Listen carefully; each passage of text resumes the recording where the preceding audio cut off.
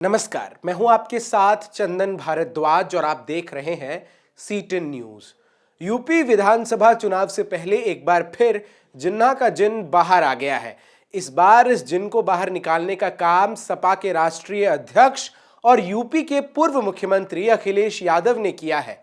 आगामी विधानसभा चुनाव से पहले अखिलेश अपने विजय रथ को लेकर जब हरदोई पहुंचे, तब वहां उन्होंने मंच से मोहम्मद अली जिन्ना का नाम लेकर पहले से गरमाई यूपी की सियासत के तापमान को हाई कर दिया है। राजनीतिक गलियारों में चर्चा जोरों पर है कि अखिलेश यादव आगामी चुनाव में सत्ता में वापसी सपा के परंपरागत मुस्लिम और यादव वोट बैंक के जरिए करना चाह रहे हैं और इसीलिए उन्होंने जिन्ना का नाम लेकर यूपी की राजनीति को गर्म कर दिया है। अखिलेश के इस बयान के बाद बीजेपी नेताओं को बैठे बिठाए तुष्टीकरण का लड्डू मिल गया और बिना देर किए उन्होंने चुनाव से पहले हिंदू मुस्लिम की राजनीति शुरू कर दी। अखिलेश के इस बयान के बाद बीजेपी के नेता अब पानी पी पी कर अखिलेश यादव को मुसलमान करार देने पर आमदा हैं। कोई अखिलेश को अखिलेश अली जिन्ना बता रहा है तो कोई समाजवादी पार्टी को नमाजवादी पार्टी बता रहा है।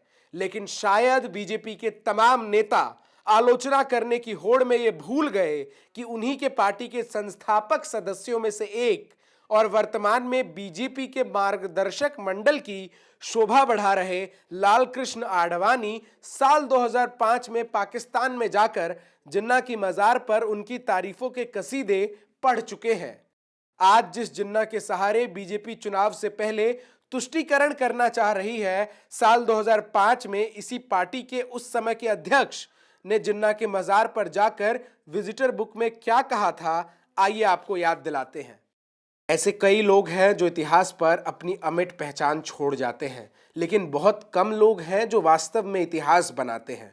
कायदे आजम मोहम्मद अली जिन्ना एक ऐसे ही दुर्लभ व्यक्ति थे। अपने शुरुआती सालों में भारत की स्वतंत्रता संग्राम की अग्रणी सरोजनी नायडू ने श्री जिन्ना को हिंदू मुस्लिम एकता के राजदूत के रूप में वर्णित किया था।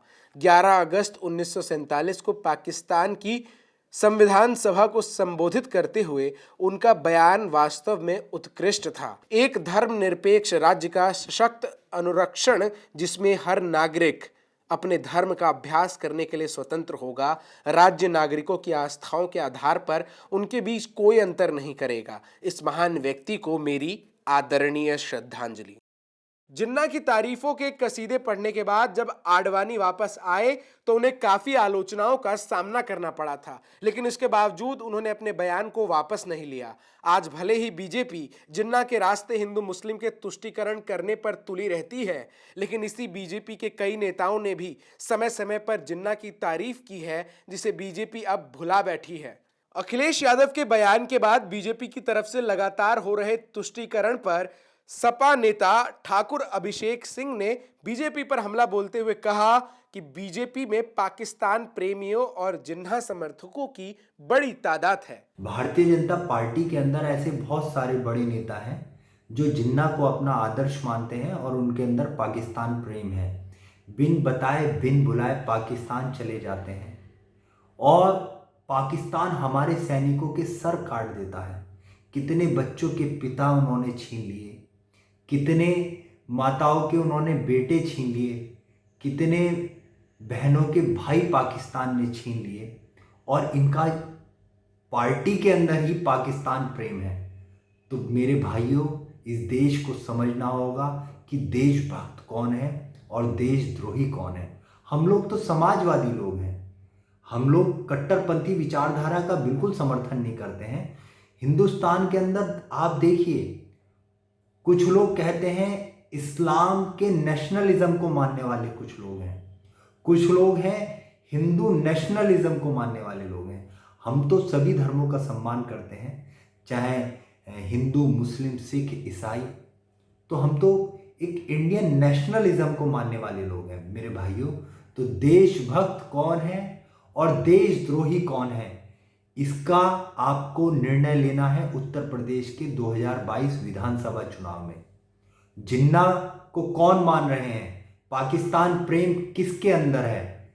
यूपी विधानसभा चुनाव से पहले अखिलेश ने जिन्ना के जिन को बाहर निकालकर अब सीधे फ्रंट फुट लड़ाई का ऐलान कर दिया है और आगामी चुनाव के लिए जंग भी शुरू कर दी है। अखिलेश यूपी के राजनीति के एक मंझे हुए खिलाड़ी है, इसीलिए जिन्ना पर दिए गए उनके बयान के मायने बेहद खास है।